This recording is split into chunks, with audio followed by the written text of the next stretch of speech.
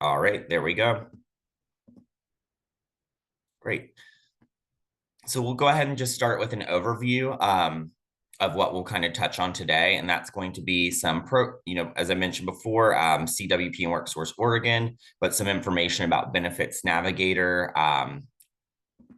Sorry, this is tripping me up. There's actually two sections that seem to be missing. There they are. All right, coming in last. An overview of Future Ready Oregon and the Benefits Navigator program, as well as Clackamas Workforce Partnership and WorkSource Oregon. And then we'll talk more specifically about CWP's funding opportunity for the Benefits Navigator. That would include some eligible applicants, scope of work and services provided, location of services, and some limited budget information. That last one, actually, unfortunately, don't know if I have too much to share with that right here and now, but that is available as part of the RFP and on our website. And if there are any questions specific to the budget, I can definitely collect those today and then get answers to them. And then we'll also talk about the submission and review process and any other questions and answers there may be. Great. So Future Ready Oregon is a reference to a series of funding streams that have been issued over the last few years from the state. And it may also be referred to as Prosperity 10,000 by me today, as well as you may have heard both Future Ready and Prosperity 10,000 be used in other contexts. So the Benefits Navigator program is part of this package of funds that's been released over a series of years. And these were specific to addressing the impacts of COVID-19 on the state, especially individuals and communities that have been strategically undervalued. The focus of the Future Ready funding package is on strengthening the workforce with a focus on specific industries and occupations, primarily those that fall into the sectors that are most prevalent in the state of Oregon and provide the most opportunities for family wage benefited jobs with opportunities for advancement within the industry. These investments were intended to develop and operate innovative programs and services that helped remove barriers and connect individuals to training, education, and employment services. Additionally, investments were made in initiatives that promote partnerships and coordination between private, public, and nonprofit sectors, as I mentioned before, with an emphasis on the state's most prevalent industries.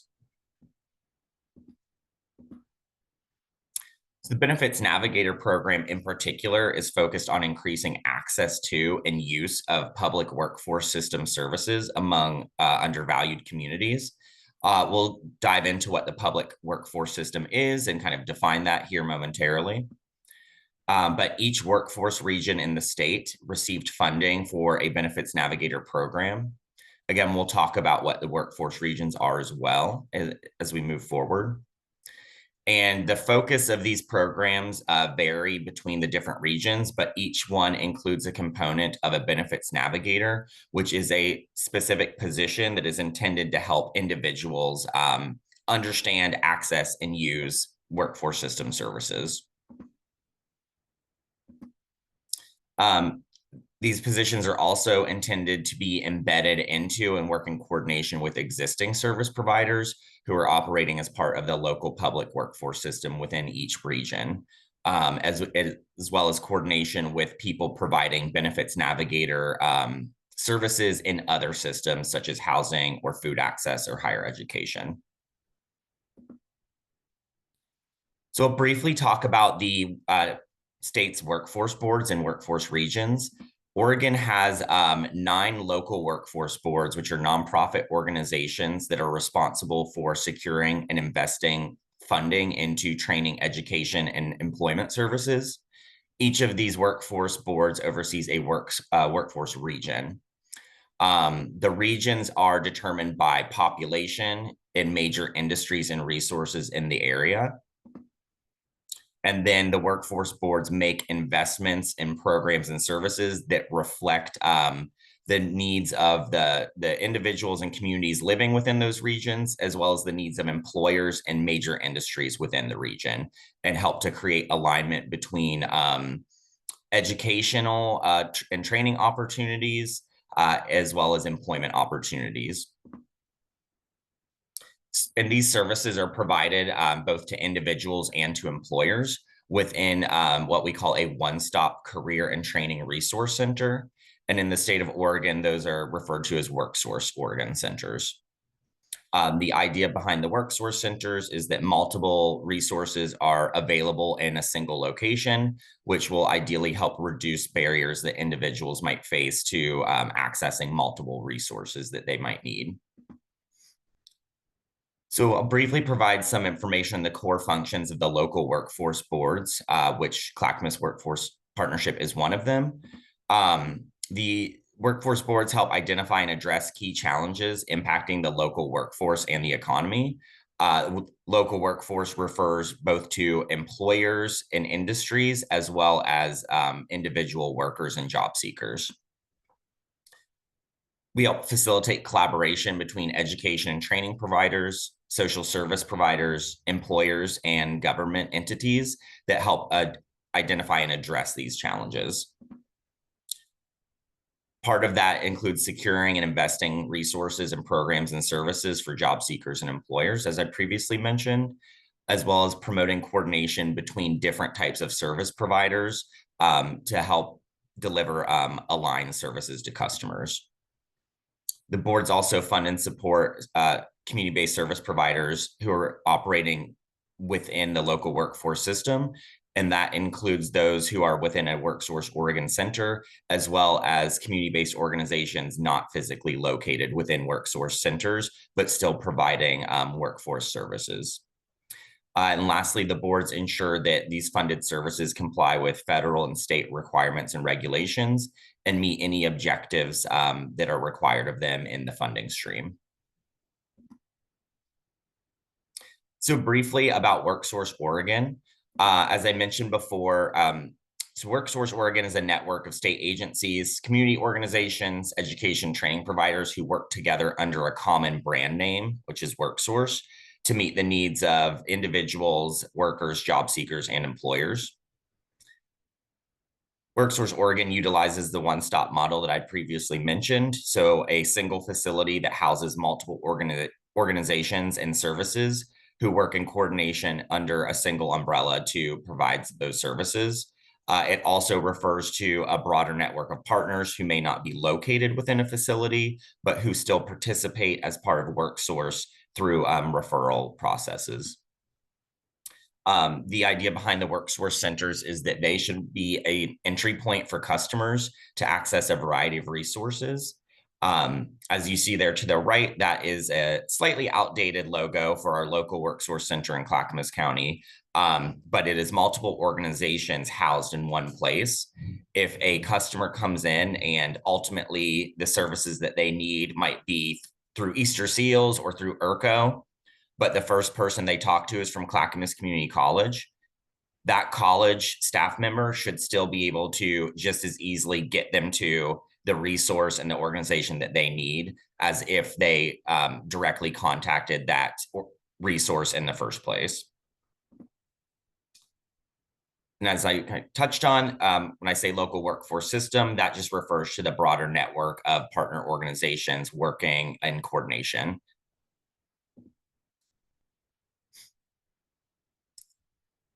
Locally, we have one WorkSource center in Clackamas County located in Oregon City, and that is WorkSource Clackamas. These are some of the core partners who function as part of WorkSource Clackamas, and they include people who are working on site in the physical facility on a full-time basis, people in the physical facility delivering what we call drop-in services, which are offered on a part-time or scheduled as needed type of basis. And then this also refers to organizations and programs who are not physically in the center in any way, but still partner with WorkSource and make referrals and receive funding through Clackamas Workforce Partnership.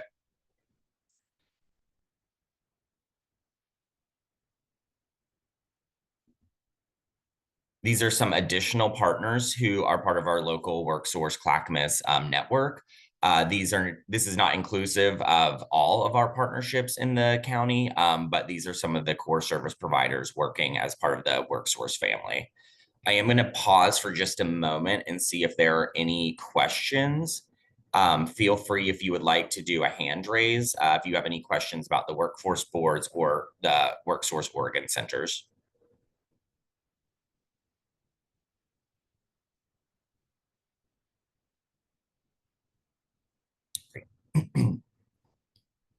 All right, I'm going to go ahead and move us on. I'm sure a few of you have seen some of your organization's names here. So I'll go ahead and move us on. All right, now to dive into the Benefits Navigator program more specifically. So some basic overview of eligible applicants and some expectations for both the program itself and what it entails, what the expectations and scope of work might be for a service provider, and then some kind of closing information around submissions and expectations around awards and the contracting process. So this opportunity is open to registered 501c3 nonprofit organizations who are recognized by the state of Oregon. It is also open to governmental entities and registered training and education providers. So that may include community colleges, as an example. It may also include city or county governments who have a workforce division. Clackamas County, as an example, has workforce and employment services, and they have applied for and received funding from Clackamas Workforce Partnership in the past. So that would be an eligible governmental entity. A similar example might be if a city government has a workforce and training division or program, they would also be eligible to apply for and possibly receive these funds.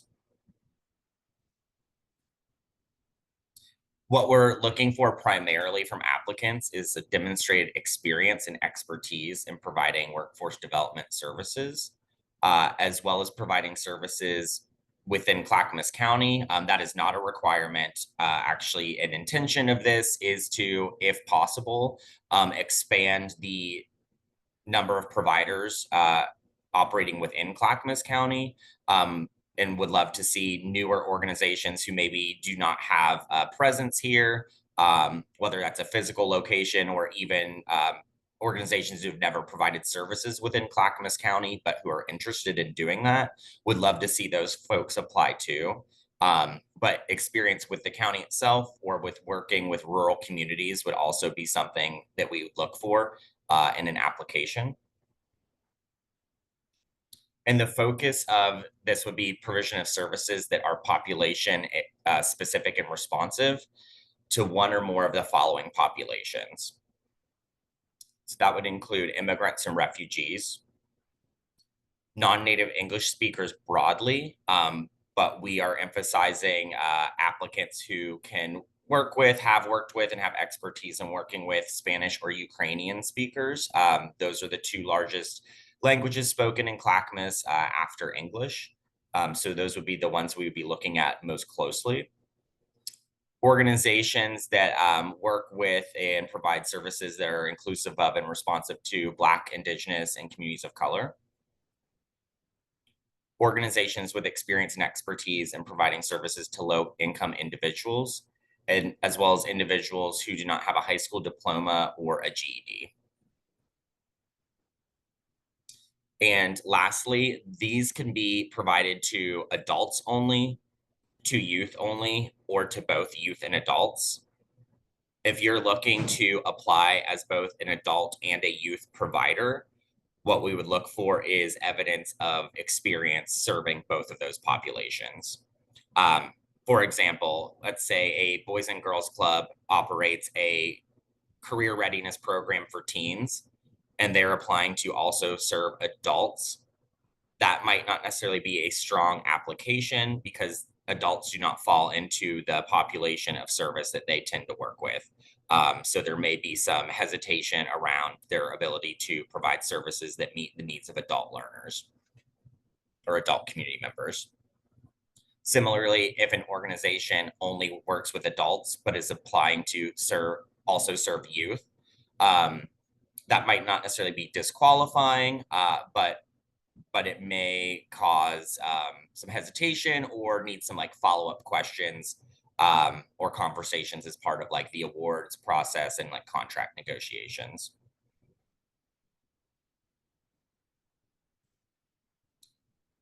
Some other basic information about the Benefits Navigator program. We are hoping that this will start in January 2025, and the funding stream currently will conclude in June 2026. Uh, CWP may be interested, if the funds are available, in continuing this like program if we're able to secure funding, whether it's continued funding through the state of Oregon or private funding or some other federal, state, or local funding source. The total amount available or that can be awarded is $343,000. And this is intended to support a full-time equivalent staff position for the duration of the program's timeline. However, applicants can propose to split the use of those funds to support multiple positions. For example, if you're an organization, and I'm sure many of you have done this before, and I know that several of our current partners do this, you have multiple funding streams and your staff members may provide services through multiple programs based on those funding streams. So if you have 2 or 3 people who you already are funding at like a half-time basis, you could write a proposal that uses the money to fill in the rest of their staff time. And so you would be funding 3 people who would be working under the Benefits Navigator program. You could also, again, propose to fund 1 person for the duration of this program or divide it among 2 people. We do at this time don't want to limit any creative thinking or innovation, but would say we would not want to spread like this money too thinly among different people. More than 1 applicant might be selected, which would potentially impact the duration of the program or the timeline in which we would expect applicants to provide services, at least under this funding stream. And this will focus on engaging strategically undervalued community members and increasing their awareness of services available through the public workforce system, as well as accessing and using those services. And this will emphasize the provision of what we are referring to as like life stabilizing services that would help promote the successful use and completion of existing workforce programs. Some of the thinking behind this was several years experiencing both youth and adult program participants encounter life experiences, circumstances, or barriers that just made it impossible for them to really focus on training, education, or employment readiness. And they'd end up dropping out of a program, becoming disengaged. And so the Benefits Navigator program is intended to help address and remove some of those things prior to their participation in maybe an existing service, as well as alongside and during their participation in a workforce program. So I'm gonna go into a little bit more detail about what that would or could look like, but I want to pause here and see if there are any questions at this time about any information that's been shared yet. Hi, I did have a question. Oh, yes. Romer, Yeah. did you have a Oh, so question? yeah, I did have a question. So, the last bullet point about the kind of the 2 major focuses of the program, you said, it being like life stabilizing to promote success in programs. Would that just be like the workforce programs that that organization offers? I just wanted to make sure I understand that part right. Yeah, that I think could look a few different ways. And I think some of these details would be finalized in contract negotiations after an applicant or applicants have been selected.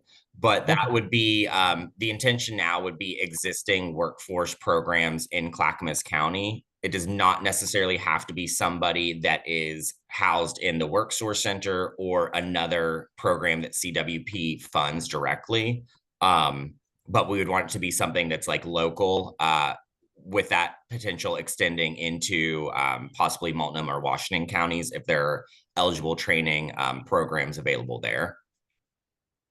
Thank you. Yep. Are there any other questions at this point?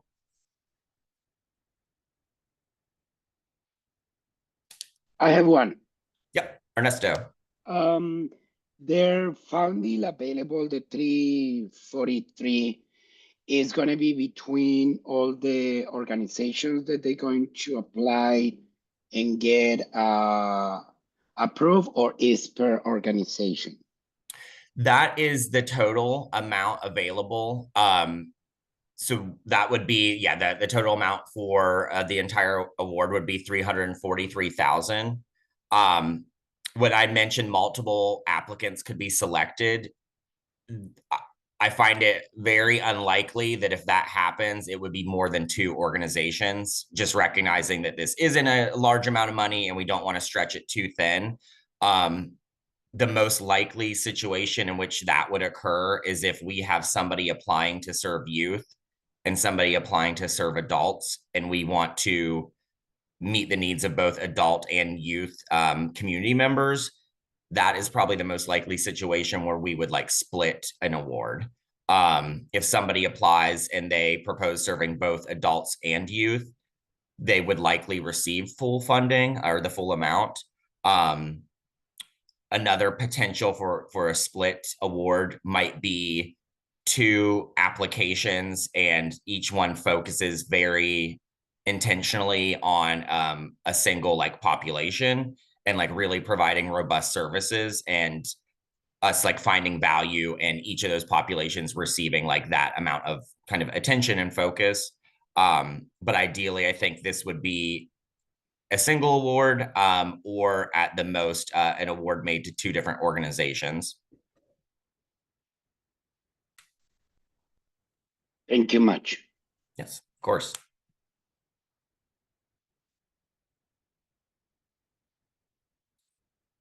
So I'll move us forward just a bit and we'll go into this, will provide a little bit more some detail and some examples of some of what we've just touched on here. So if there, we'll go ahead and move on. And if there are questions as we move forward, again, feel free to ask and I'll be sure to pause and check in. All right.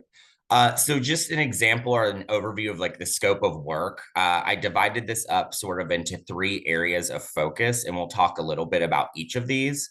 I also want to, and I'll probably say this a few times over the next few minutes, and I guess just also for you all to know, if there is an answer I give that might seem vague, it is because I want to try and answer your question, but also acknowledge that a lot of the details around services and service delivery and what it looks like CWP wants to co-create those things with the applicant or applicants, the final version of what they look like, how they function, services, activities, performance metrics, and expectations. So there are some general requirements or requests that we are making, which I will kind of outline now. But just know that some of these things, especially based on what's included in proposals, are up for negotiation, and the exact details of what they look like and how they operate are something that we would want to work together, both during the award and contract negotiation period here in the next like month or so, but ongoing throughout the Benefits Navigator program.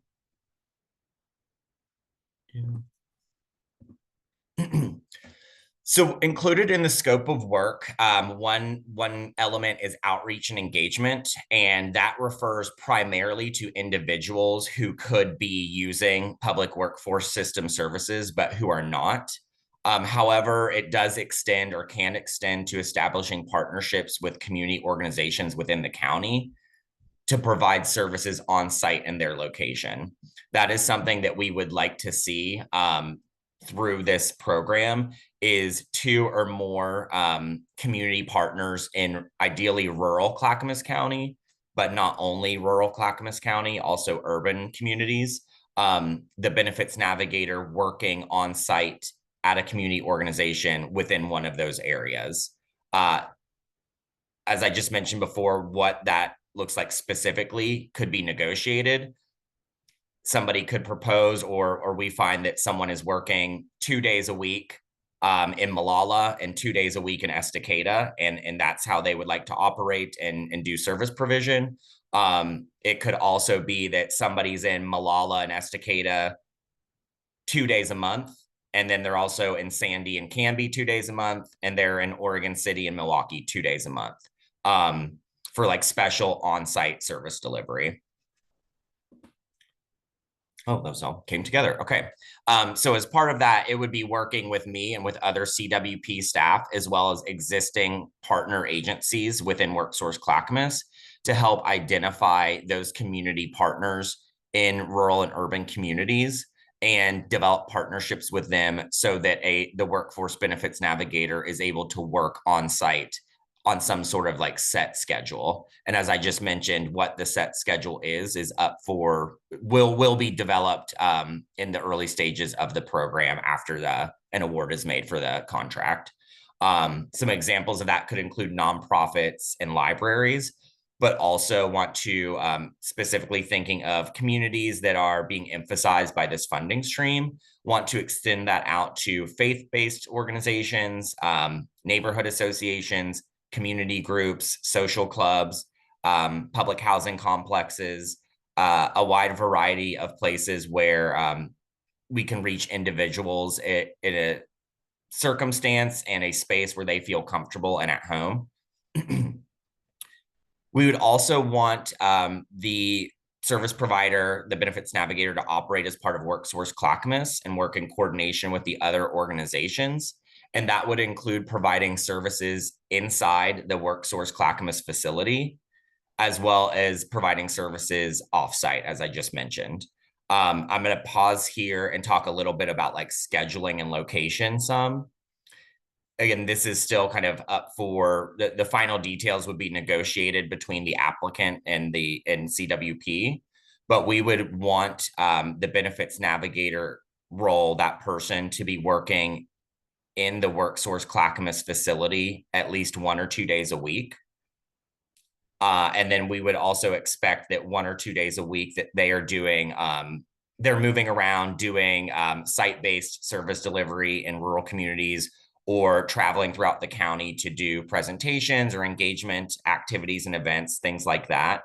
This would be like a hybrid model. And would also want to build in 1 or 2 days a week where they're able to work from home or work remotely offsite, not at the WorkSource Center and not at those community partner agencies locations.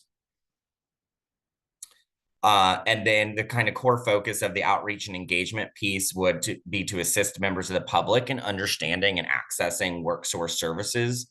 And that would be through presentations as well as other information sharing activities, either at community events or in community spaces. There's another element of this, I believe I'll touch on a little bit more in the next slide, but in addition to the outreach and engagement of community members themselves, we'd also look to this person to help develop partnerships with different organizations and community-based entities, but would not look to them to do that solely on their own. Again, they would be working closely with me as well as other CWP staff and WorkSource partner staff to help do some of that partnership development, as well as provide presentations or information sharing to staff members at other community organizations who might not yet be aware of or working closely with WorkSource Clackamas. I'm going to pause here and see if there are questions specific to outreach and engagement or to any expectations or considerations around like work schedule and work location. I had a quick question. Yep. For the engagement side. So I know you said you want the person in the actual Clackamas WorkSource office like 2 days a week, and then they would probably have some days at home, and then you would also maybe want them at a community organization in the Clackamas County. Yeah, and I think the way that we've kind of envisioned it now is that early on, let's say we call it an orientation period, like the first 3 or 4 months of the program. I would love to see this person working 8 to 16 hours in the WorkSource Clackamas Center, and that could be 2 8-hour days or spread over 3 days, 4 days, etc. But would love to have them there on a regular basis to help establish relationships with existing partner staff and get to know them and just get acquainted with the center and all of that good stuff. And then that a number of days or hours in the physical center could be reduced down after that period. But I would want to keep it at a minimum 8 hours. And again, whether that's 1 full day or 2 half days, that's something that we could work together to determine. In that same time, we would want them, I would say, 2 days a week, and I'm going back and forth between using hours and days because I think there are a lot of ways this could be sliced and diced that work well. But essentially 2 times a week, I'll say that, for a substantial enough amount of time to do some authentic engagement with community members. We would want them to be at a site-based location somewhere in Clackamas County. So an example of how this could look is maybe the staff member starts their morning at the WorkSource Center on a Monday morning, and they end that day at the Canby Center in Canby, Oregon, doing site-based services there.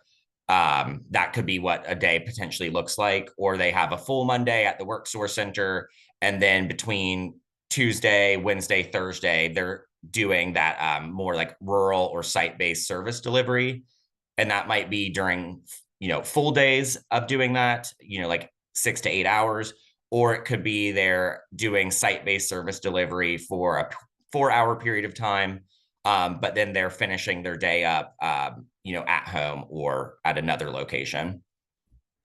So basically, it's going to be kind of like at least 16 hours a week in outreach doing in the sites. Yes, yeah. Okay. And I think some of the specifics around that like schedule and location, again, can be sort of determined with the applicant and the staff member, because we want to make sure that we're kind of honoring the opportunity for like work-life balance and providing them that like flexibility. Just understand that I'm sitting at home right now, understand that that's important to people and is appealing. But then also want to make sure they're able to develop those relationships with other WorkSource partner agencies, as well as be present in the community. So I think as far as location of work and like hours spent in a particular location, those things can be negotiated, and I imagine they'll change over time too, to meet the needs of the program and see what works best for both staff and like community partners who might be hosting this person on site in their facility. So it'd be something that would be like developed together.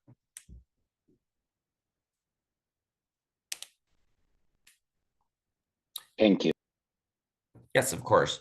Any other questions about location, schedules, or just the general outreach and engagement component?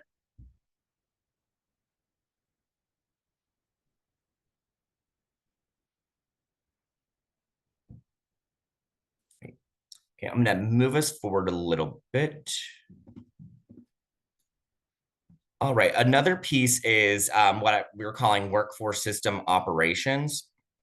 And what we would hope for is that this person could participate in one or more advisory groups or decision-making teams who are operating as part of WorkSource Clackamas. And I also will pause and throw out there briefly, I'm saying this person, referring to the benefits navigator, the individual who's doing the hands-on work. This may not refer to them necessarily. This might be a program director at their agency, their employer, who we're contracting with. As an example, we had a previous partnership with an organization, and we paid them money to fund 2 of their staff members. And then those 2 staff members who we did not fund participated in our local leadership team, which meets monthly and basically discusses program development, service delivery, alignment, resource sharing, joint opportunities for funding, things along those lines. So I don't know necessarily if like the local leadership team, as an example, what I just mentioned, that might not be appropriate for the person who is working as the benefits navigator, but we would want to try and include somebody from the applicant organization into that local leadership team to co-create, co-plan. The individual benefits navigator working directly with the public, however, the center leadership team, which is organizations working within the WorkSource facility, as well as the center safety team, those might be groups that are, would be more appropriate for somebody working directly with the public to participate in. And that would help both with learning more about the WorkSource Center and the system and developing those relationships with partners. That would be like a method for them to do that.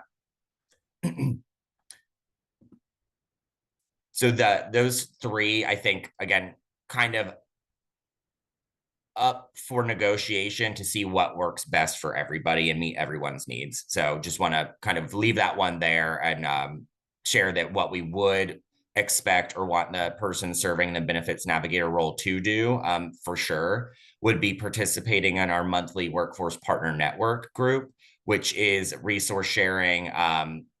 It includes a variety of social, human, and community service providers, both WorkSource partners, as well as several organizations who are not core WorkSource partners.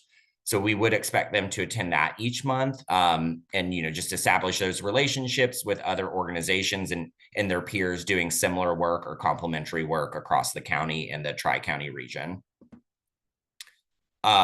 We would also want them to participate in a separate group that I will be sharing more about early in 2025, which would be a community of practice for benefits navigators, not only in the other workforce regions, people doing the same work in the other regions, but people locally in Clackamas County, whether they have the title benefits navigator or not, but who are doing this kind of work with the public.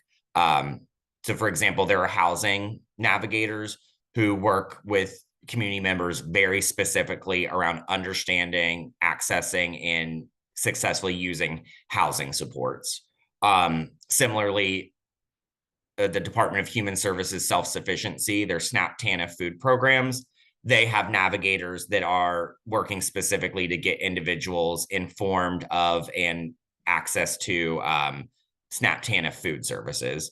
So we'd want the workforce benefits navigator to be meeting with these folks on a monthly or every other month kind of basis to just do a little bit of information sharing, planning, coordination, and work together to ensure, community members are being holistically served, and that everybody has like the resources and information for a variety of different services they may be in need of.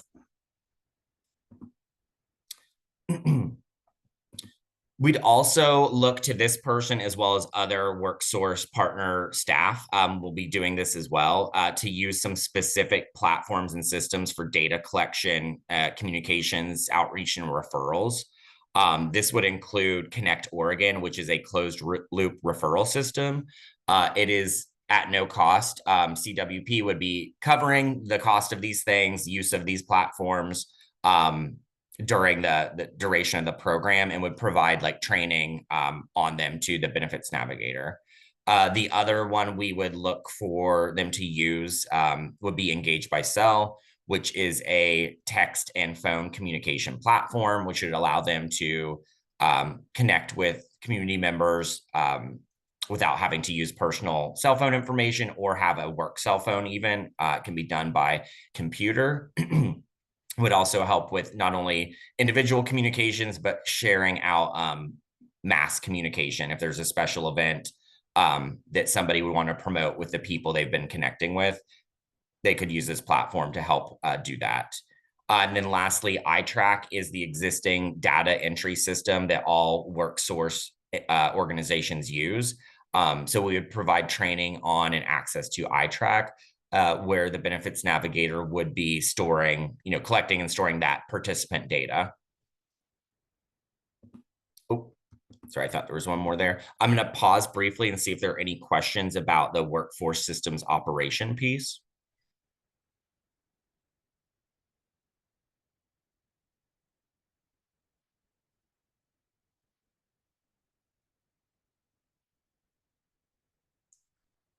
Excellent. So I'll go ahead and move us on in just a moment. Also, just want to kind of like reiterate, these are sort of expectations and requests, as I mentioned. I'll also acknowledge some of these things are not going to be possible just with consideration of staff time, their schedule, and really wanting to make sure they can focus on, engaging with community members and assisting them, as well as developing relationships with their peers. So the last component, and probably certainly the most important, would be participant services. So as I mentioned before, this program was intended to provide some more intensive support to youth and or adults who are in circumstances that might prevent them from successfully using or completing an existing workforce program or a training. So we would be looking to this person to provide services. I'm jumping to the bottom there. A variety of support services that like span or kind of like run the gambit with what a participant might need. And knowing that the Workforce Benefits Navigator might not be able to assist with this themselves directly, it would be a matter of really hands-on support for the individual in accessing and using these other resources themselves. So for example, one thing we've noticed a lot with both youth, especially youth, but also adults, a lot of people don't have a bank account and they have very few like money management or financial literacy skills. So that has been an extreme barrier when we've had youth trying to do paid work experiences, but they don't have a bank account and they don't have a car, and it becomes too overwhelming for them to try and do that. So they just drop out of the program right when they were at the part of the program that provided the most incentive for them to stay in it, money. So an example of some things that the Benefits Navigator could assist with is learning about financial institutions, money and savings, opening a savings or checking account, completing direct deposit forms for an employer or paid work experience. Something else we've seen with participants is debt. So assisting somebody in learning about what debt reduction and credit counseling resources there are, and then getting enrolled in and engaging in those programs or services. Another thing might be housing has been a big one. So just even learning about the different services or resources for like housing and housing stability, but also things like evictions. When individuals have been evicted or they owe back rent, it makes it difficult for them to find, new rental housing. So assisting them in doing eviction expungements and sort of like reparative work, like rent well classes, or participating in landlord-tenant mediation services to help either eliminate or reduce some of that debt, as well as wipe clean some of their previous like eviction issues. Another example might be learning about and enrolling in healthcare, or accessing domestic violence services, or accessing behavioral health services. Again, not necessarily expecting the Benefits Navigator to provide these things or be an expert in these things themselves directly, but doing some really intensive supportive case management that would allow an individual, really bridge the gap between the individual and these other resources, and not only ensure they know about them, but ensure that they get connected to them successfully and are using them or utilizing those services successfully. We do envision that the Benefits Navigator services initially would focus on people who are not yet, as I mentioned, equipped to successfully complete an existing training or workforce program, but that they could extend those services for that individual, could extend or remain while that person does enter a workforce or training program, and then be provided alongside any services or resources that are available through that other program. So what we're kind of seeing at this point now would be a caseload of about 15 to 25 participants.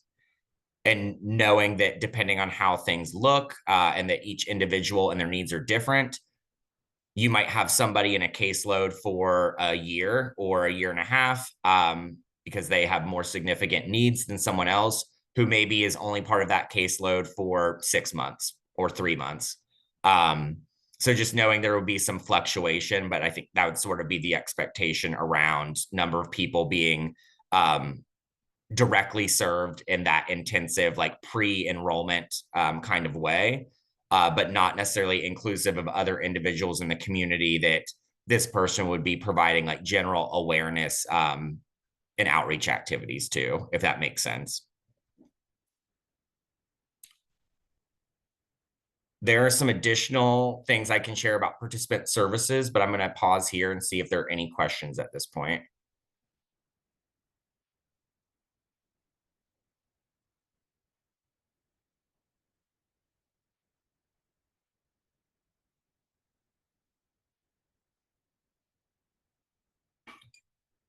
So I'll go ahead and move us forward. Just continuing on with like some ideas, expectations around participant services and what that component of the Benefits Navigator program would look like.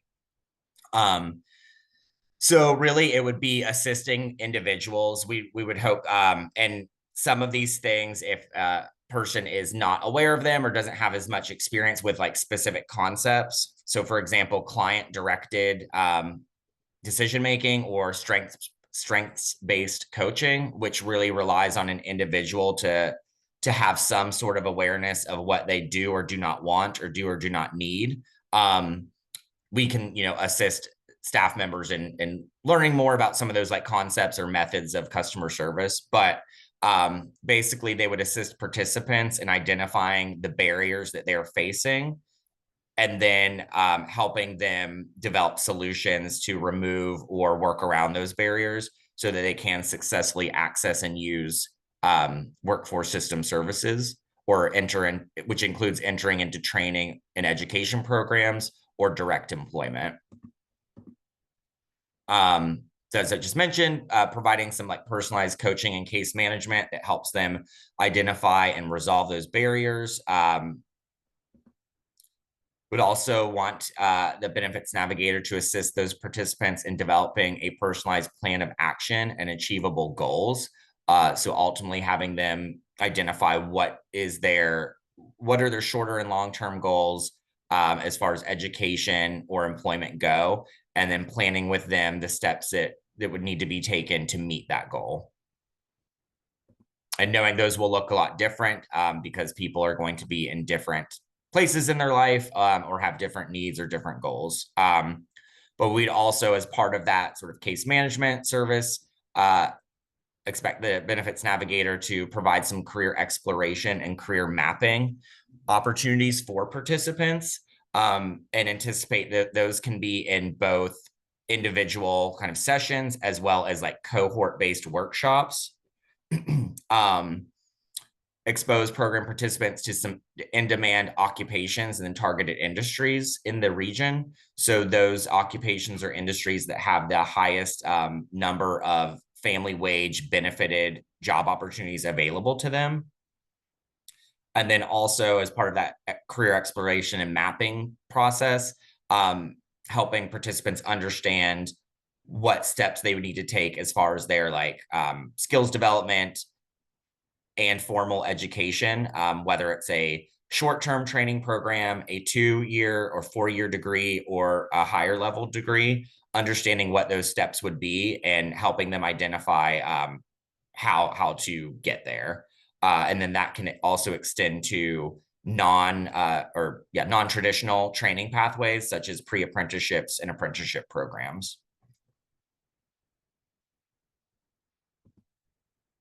I'm going to go back real quick and pause there and see if there are any questions around participant services.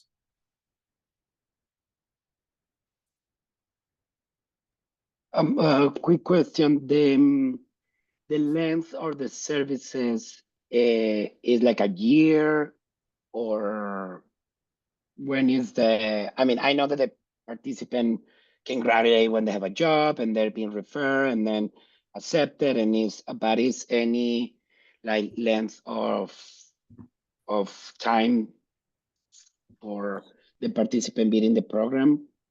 Yeah, Ernesto, I think at this point it would depend on the individual participant and kind of what their goals or intentions would be.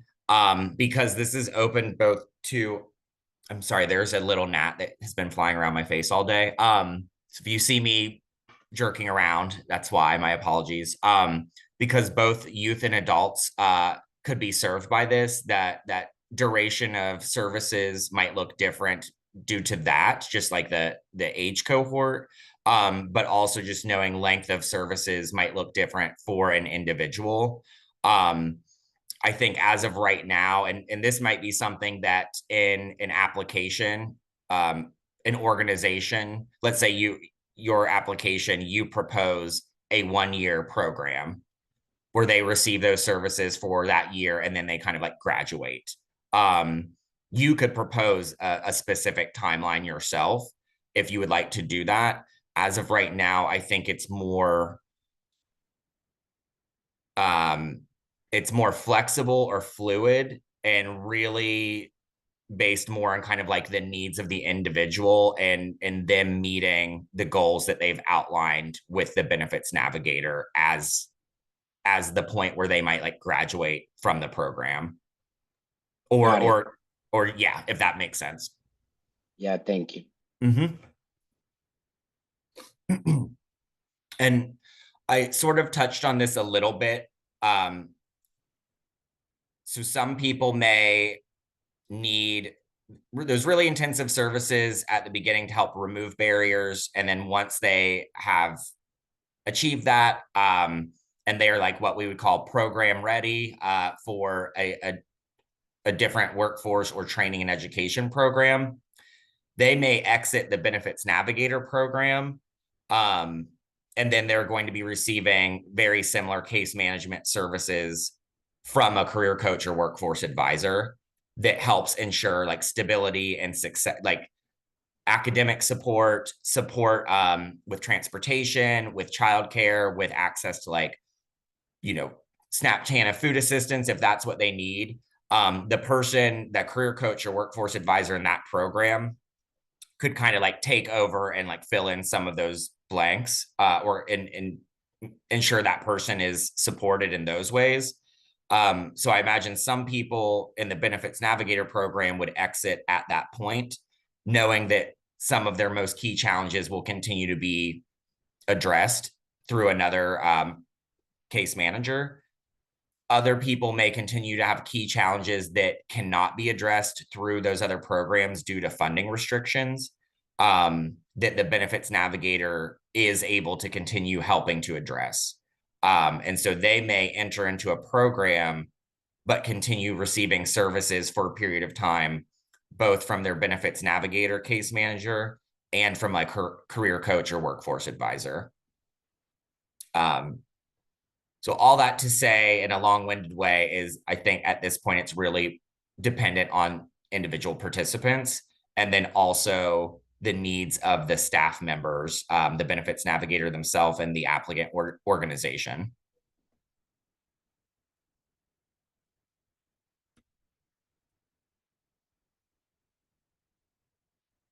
So I will go ahead and move us for just a little bit more with a couple other examples. And then, of course, any other questions that pop up, we can talk about. There we go.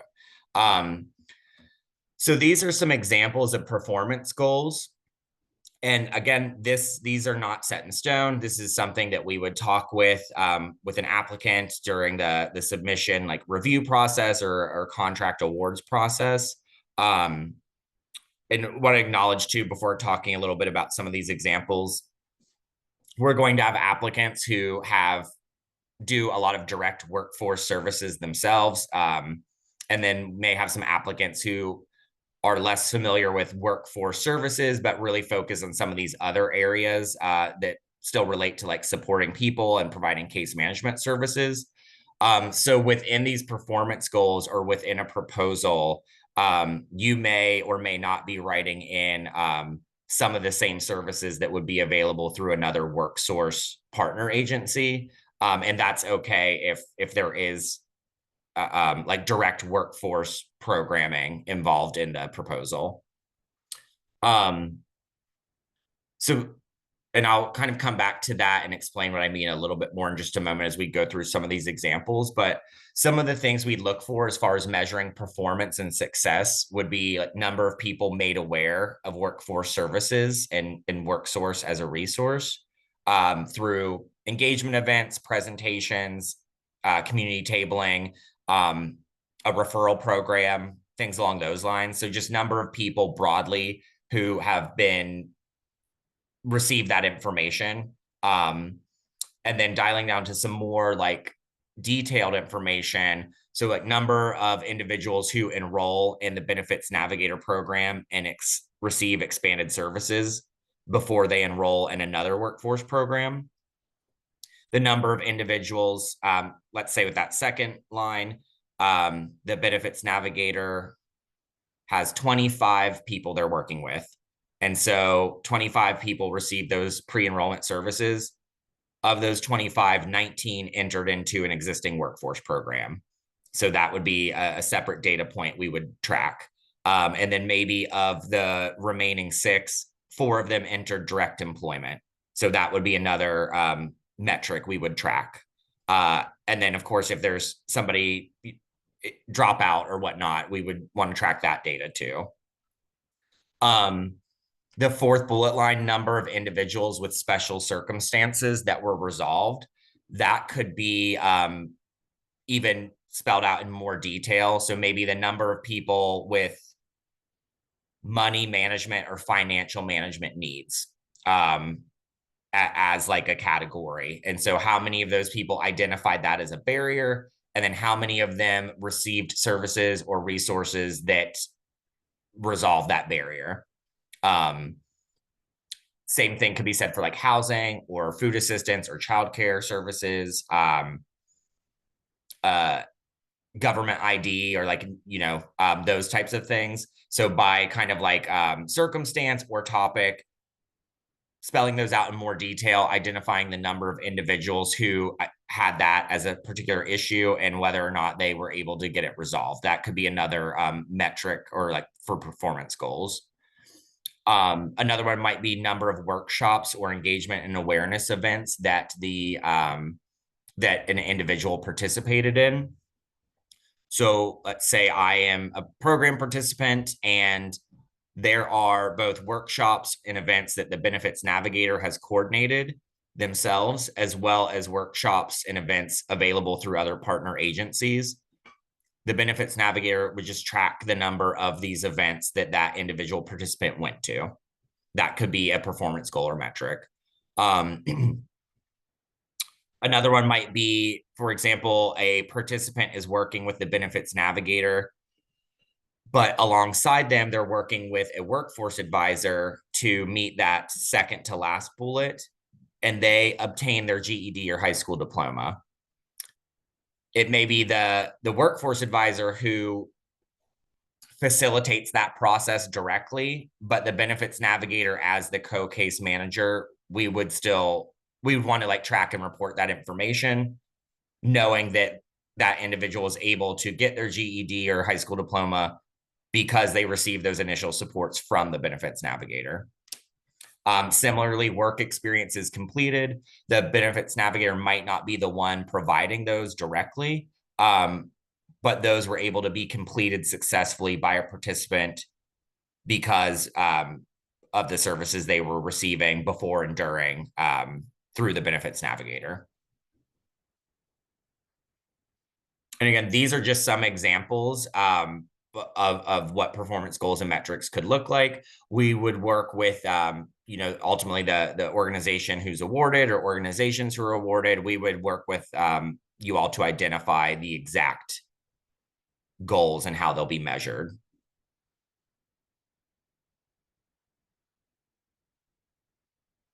Are there any questions around performance goals or metrics?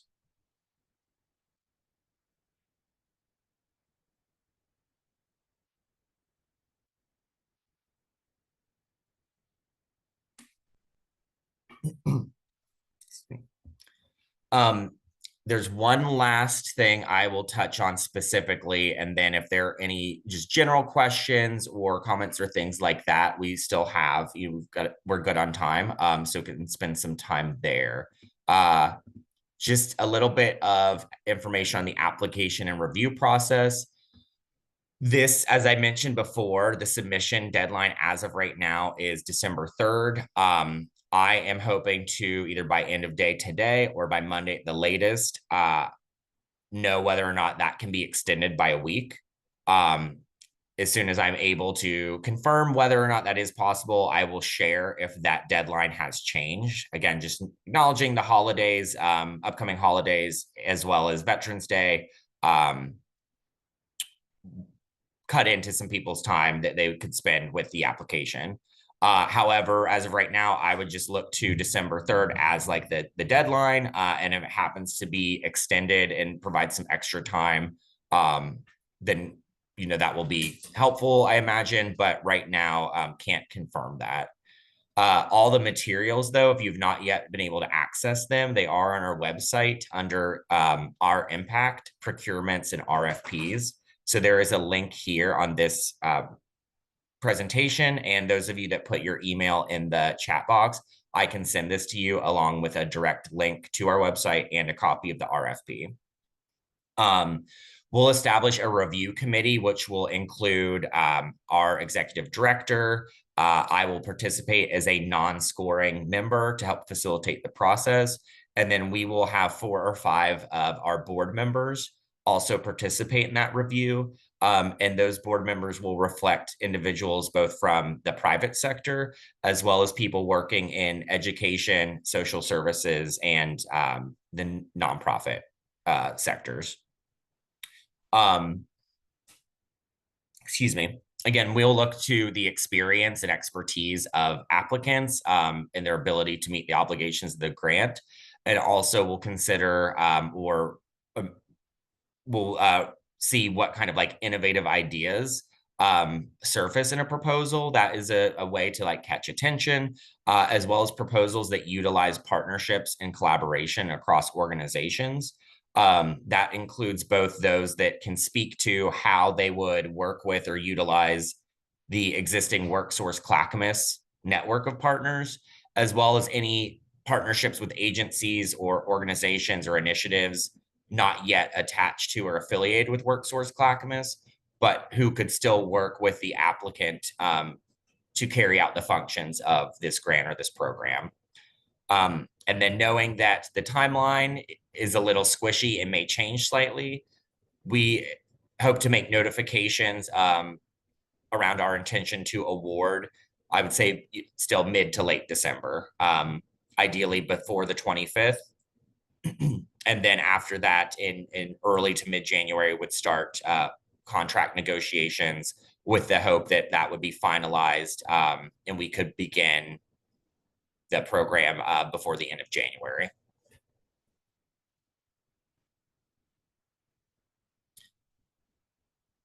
And before we jump off today, I will put that link and a copy of this PowerPoint and a copy of the RFP into the chat on this Zoom call.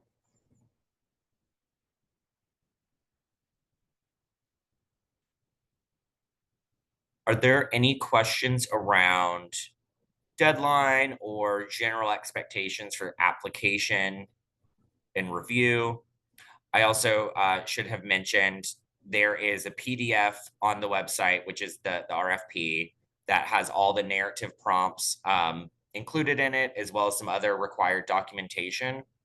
There's also a budget template on the website, which is an Excel document. So we are asking that all application materials be submitted as a single PDF document, with the exception of the budget, which can be included as a separate Excel, and ask that you all use the one that is located on the website alongside the RFP. And those, as well as any other questions, but submissions can be emailed to rfp@clackamasworkforce.org. I'm not able to respond to any questions directly through my work email or phone.